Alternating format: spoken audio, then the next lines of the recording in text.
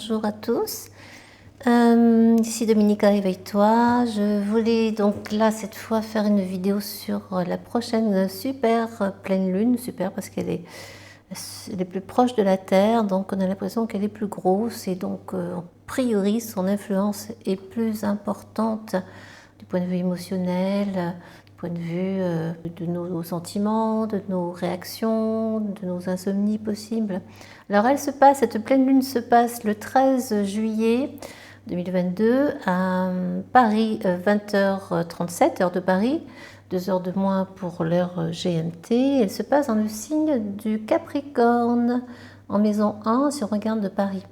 Alors là, bon, on est dans du rude, dans du dur, dans quelque chose que l'on construit, que l'on bâtit sur la durée, qui peut être froid, on peut avoir des émotions un peu dures, un peu rudes, on peut être un petit peu colérique, une colère plutôt froide, on peut se sentir un peu supérieur à l'autre. En Capricorne, on a besoin de bâtir, de sécuriser, de construire durablement. Hein. Capricorne est régi par Saturne qui se trouve toujours dans le signe du Verseau. Et donc on est encore oui, Saturne étant dans la maison 2, comment est-ce qu'on gagne sa vie, son argent, comment est-ce qu'on bâtit sa carrière, si carrière il y a, comment est-ce qu'on construit son monde professionnel, on peut s'interroger sur cela, est-ce qu'on a besoin d'autant, est-ce qu'on va être obligé d'emmagasiner tout cela, de le stocker, de construire aussi largement, d'avoir une maison, 2 maisons, 3 maisons, est-ce qu'on a besoin d'une grande maison, est-ce qu'on a besoin d'autant d'argent, est-ce qu'on peut se contenter de moins, quels sont nos besoins, comment est-ce qu'on s'interroger sur sa personnalité, comment est-ce qu'on est avec les autres, parce que la pleine lune est dans la maison 1, donc comment êtes-vous, si vous avez la lune en Capricorne, ça peut vous parler, et regardez dans quelle maison elle se situe.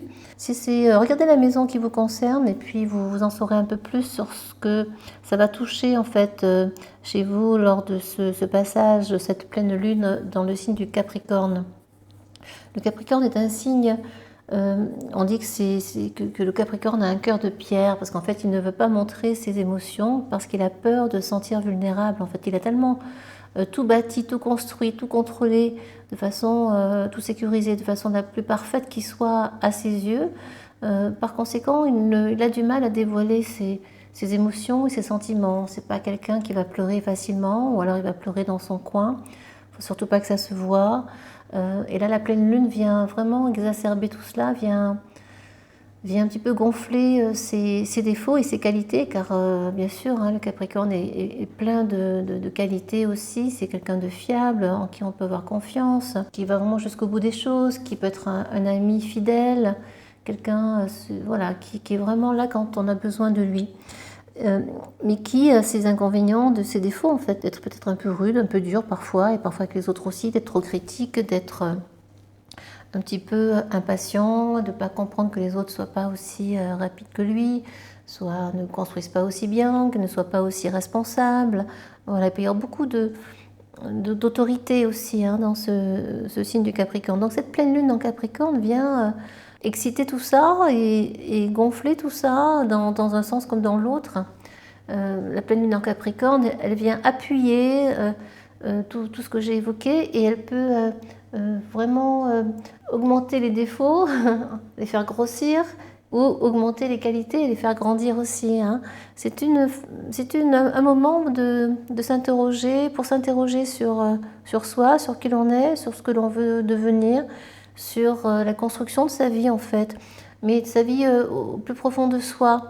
Il va être important, ici même si on est dans le monde du matériel, si on est dans quelque chose de très pragmatique, de très concret, il va être nécessaire, important de bien s'ancrer justement pendant cette pleine lune, parce que c'est quand même une pleine lune, les pleines lunes, la lune c'est l'eau, hein, on est constitué de 70% d'eau, donc pour ne pas partir dans tous les sens et ne pas être trop autoritaire ou trop exagéré, d'être excessif, il va être important là de s'ancrer, de se poser, de poser son cœur, d'ouvrir son cœur pour pouvoir laisser rentrer autre chose de plus doux, de plus léger, vous permettre un peu de vous évader, qui soit un peu moins sérieux, parce que c'est vrai que là, dans le Capricorne, on est sérieux en fait.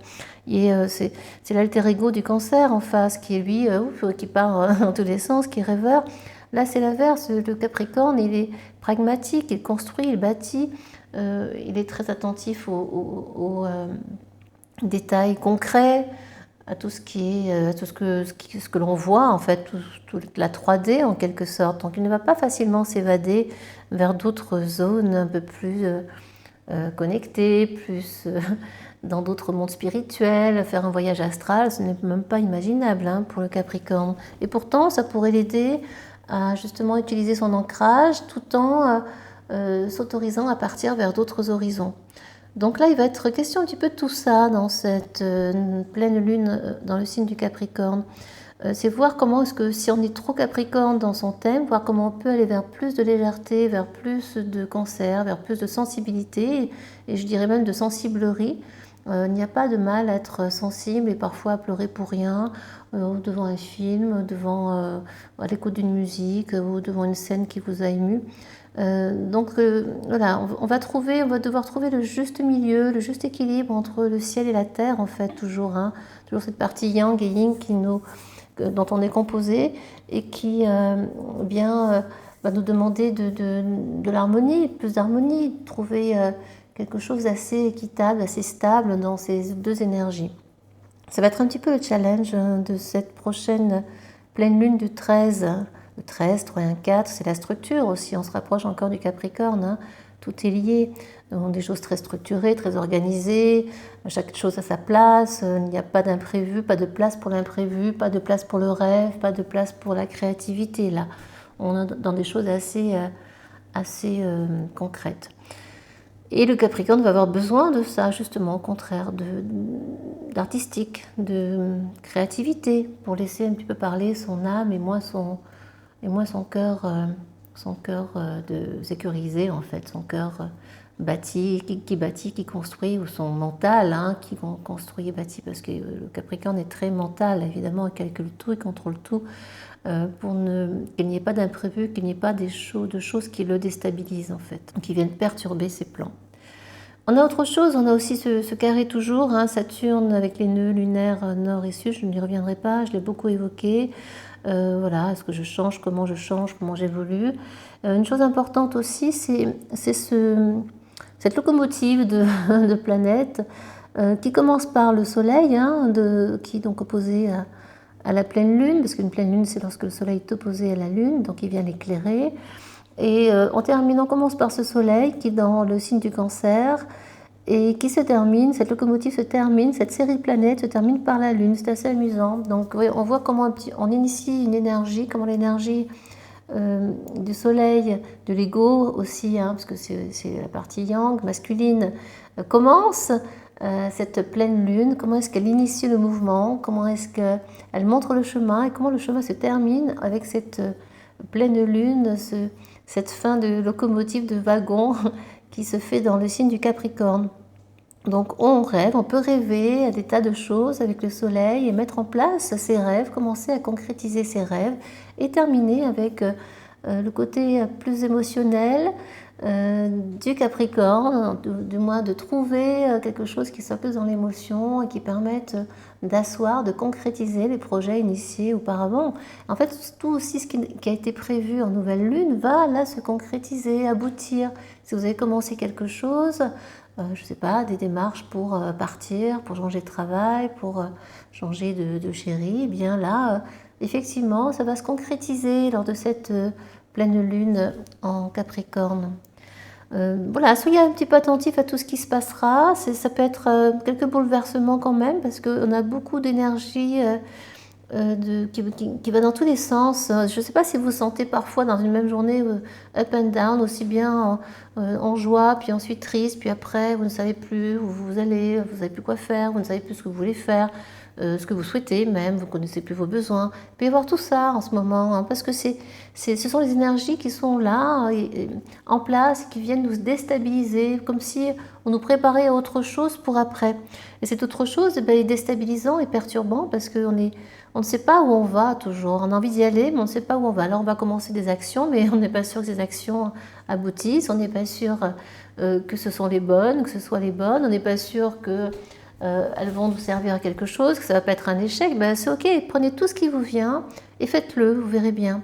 L'expérience, c'est ça, c'est accepter que chaque chose que l'on met en place va nous amener à autre chose, hein. Action, réaction, conséquence. Eh bien, les conséquences, si elles ont été bien pensées, ne seront pas dramatiques. Quoi qu'il en soit, tout ce qui nous arrive a quelque chose de bon, même si ça ne semble pas être le cas sur l'instant. Il est important de se mettre ça en tête parce que ce sont des expériences qu'on va vivre qui nous permettent d'ouvrir d'autres portes pour après. Et je sais que c'est parfois très difficile à entendre et lorsqu'on est dans l'œil du cyclone, on n'a pas envie d'entendre ça, mais en même temps c'est nécessaire parce que c'est ce qui va vous amener vers autre chose. Et plus on résiste et moins on y va et moins on y va bien, moins on y va avec fluidité et plus ça dure en fait. Donc tout cela a sa raison d'être. On continue, nous avons aussi donc toujours ce Jupiter et ce Chiron qui sont dans le signe du Bélier. On a beaucoup de feu, il est là est essentiel de prendre vraiment soin de sa santé justement, hein. Ce Chiron est en carré avec la Lune justement et avec le Soleil, il est entre les deux. Il nous demande de bien regarder son corps physique, de bien faire ce qu'il faut, suivre les examens s'il y a besoin, médicaux, de faire attention, prêter attention, de ne pas de faire trop d'excès parce qu'on a Jupiter pas très loin qui pourrait vous dire ben vas-y, lâche-toi, c'est les vacances. Les excès vont avoir des conséquences. Donc prenez soin de votre corps, faites de l'exercice, méditez, ancrez-vous, réfléchissez à la manière dont vous voulez concrétiser vos projets justement, comment vous voulez mettre en place. Mais tout cela, ça peut se faire vraiment dans la tranquillité. Et là, on est dans des signes de feu, hein. Donc on est à la fois bousculé, on a envie que ça avance, on a envie que ça bouge. Et ça peut bouger trop vite, très vite. Et le feu, aussi bien le feu brûle qu'il n'a son utilité pour nettoyer aussi, hein. Donc c'est important de prendre conscience de ça, que ce côté feu qui est très, très présent ces derniers temps, eh bien, va ou nettoyer ou brûler. Ça dépend comment vous vivez cela et comment vous le mettez en place, comment est-ce que vous le gérez dans vos émotions, comment est-ce que vous le gérez dans votre corps. Donc il est temps là d'être à l'écoute de son corps pour savoir quelle décision prendre. On est vraiment sur un Chiron qui vous dit intéresse-toi aux sensations de ton corps, comment ça résonne quand tu penses à ça, est-ce que ça respire bien, est-ce que c'est fluide, etc. J'ai souvent évoqué, mais c'est très important parce qu'on a vite fait de se déconnecter de ces sensations et de fait on n'est plus du tout connecté au corps physique, aux muscles, à la respiration, et on repart dans notre mental, dans nos pensées. Donc il est essentiel là, de bien s'interroger sur ces sensations physiques, d'aller marcher pour bien se connecter à la nature, de prendre le temps d'être dans la pleine conscience de ses gestes quotidiens, quels qu'ils soient, d'aller vers des choses simples et de se regarder faire aussi, hein. C'est comme ça qu'on apprend à être dans la pleine conscience et qu'on sait que c'est juste ou pas pour soi. Donc je vous invite grandement à continuer ces petits exercices qui sont importants, de vous poser, de respirer, de voir comment ça respire dans votre cœur. Surtout que là, avec la pleine lune en Capricorne, on va éviter d'être dans le cœur parce que le Capricorne n'est pas trop dans le cœur. Il ne veut pas y aller. Donc là, c'est d'autant plus vrai, hein, de ne pas être trop dans le mental et plus dans la sensation corporelle et dans le cœur avec ce Chiron en Bélier et Jupiter tout près. Nous avons aussi Uranus qui est conjoint au nœud lunaire nord. Alors là, on est vraiment dans des évolutions, hein, aussi bien pour le nœud lunaire nord qui nous dit d'évoluer, c'est ce vers quoi on va tendre. Et la planète Uranus, pardon, qui vous dit, voilà, allez-y, c'est le moment de changer, c'est le moment de passer à autre chose, c'est le moment d'envisager de nouvelles perspectives, d'avoir de nouvelles idées, de révolutionner un petit peu ton monde actuel, d'aller vers du renouveau. Surtout qu'on est encore dans le signe du taureau. Alors le taureau, encore une fois, je ne vais pas revenir dessus, c'est un peu redondant, mais c'est le lien à la terre, comment est-ce qu'on change sa manière de se nourrir, comment est-ce qu'on évolue vers autre chose, comment est-ce qu'on trouve des solutions pour éviter nos erreurs quotidiennes, pour éviter nos tâches qui ne sont pas forcément liées à l'environnement, qui ne sont pas justes, qui ne sont pas en accord avec les problèmes de la Terre. Voilà, toutes ces questions-là sont encore de la pleine conscience. Comment est-ce que tout simplement, comment est-ce que je fais couler l'eau? Est-ce que je fais couler l'eau longtemps? Est-ce que je suis attentive à cela, au fait qu'il n'y ait pas d'eau dans d'autres pays, que moi j'ai la chance en Occident d'avoir de l'eau, que l'eau coule en ouvrant le robinet. Comment est-ce que je fais attention à ce que je mange? Comment est-ce que j'évite de trop consommer de viande? Parce que ça a des conséquences sur l'environnement, sur la planète, etc. Donc il y a toute une interrogation, encore une fois, hein, qui arrive là, et qui, si vous l'avez, si vous commencez à vous éveiller à cela, va vous permettre d'ouvrir plein de nouvelles portes que vous n'auriez peut-être pas vues avant. L'éveil, ce n'est pas, pouf, d'un seul coup, je suis spirituelle, non. D'ailleurs, c'est vrai que, comme d'autres consoeurs, ça m'agace de dire, oui, tout est beau, tout est rose, on est spirituel, oui, je médite, tout va bien. Ben non, en fait. Parce qu'on a chaque jour des challenges, chaque jour, on doit constamment être, pas se battre contre soi-même, contre ses vieilles habitudes, contre son ego, mais si, en partie, d'être toujours attentif, au moins du mieux possible, à ce qu'on fait, à la manière dont on agit, qu'est-ce qu'on dit, comment elle a dit, comment on a été, et de faire un peu le point à chaque fois, mais sans se culpabiliser, sans s'en vouloir. C'est juste de dire, ok, ben là, t'as pas été juste, tu aurais pu faire comme ça, la prochaine fois tu feras mieux. Ça ne veut pas dire que la prochaine fois vous ferez mieux, parce que l'ego il reprend sa place dès que l'occasion se fait sentir, dès que vous êtes agacé par quelqu'un, dès que bon, ah ben voilà, c'est comme ça. Et moi pareil, hein, je me mets dans le même lot, même combat, même bataille. La spiritualité, l'éveil spirituel, c'est un combat de tous les jours. Et c'est un travail de tous les jours, c'est une rigueur de tous les jours. Parce que si on lâche l'affaire tout de suite, nos vieilles habitudes, nos vieux schémas, nos vieilles croyances vont reprendre leur place parce que c'est ce qu'elles savent faire. Donc je vous invite à vous interroger sur tout cela avec cet Uranus qui a envie que vous changiez, que nous changions, que nous allions vers d'autres habitudes, vers d'autres façons de manger, de vivre, etc. Tout cela, ça va vous apporter plein de nouveautés, justement. Ça va se faire d'autorité, et ça va se faire de manière très naturelle, très fluide, d'instinct. Hein, des synchronicités vont arriver, etc. Évidemment, ça laisse supposer de laisser l'ancien automatiquement. On va continuer, finir peut-être par, ou pas, par Vénus qui est en maison 6, Vénus l'amour, hein, maison 6, donc peut-être un besoin de servir l'autre davantage, d'être davantage au service d'eux, au service des autres, de communiquer avec les autres davantage dans le relationnel, de faire du bénévolat, de participer à des actions solidaires, qui soient collectives, etc. On a peut-être cette envie-là, ou de créer pour les autres, pour faire profiter de ces créations aux autres. Il y a beaucoup de cela, où elle est dans la plus de musique, dans plus de légèreté, dans l'art aussi, côté esthétique, le fait ou même de trouver quelqu'un qui soit dans l'art, qui vous convienne et qui aime tout ce qui est culturel, tout ce qui est beau, tout ce qui est esthétique. Donc, en tout cas, Vénus nous invite à cela dans la maison 6, à aller vers l'autre, vers le service à l'autre, davantage, sans rien attendre en retour. Hein. Évidemment, ce qui n'est pas toujours très simple non plus, parce que, quoi qu'on en dise, l'ego attend toujours quelque chose, même s'il pense le contraire. Je terminerai avec Mercure. Mercure qui est dans le signe du Cancer, avec tout près du Soleil.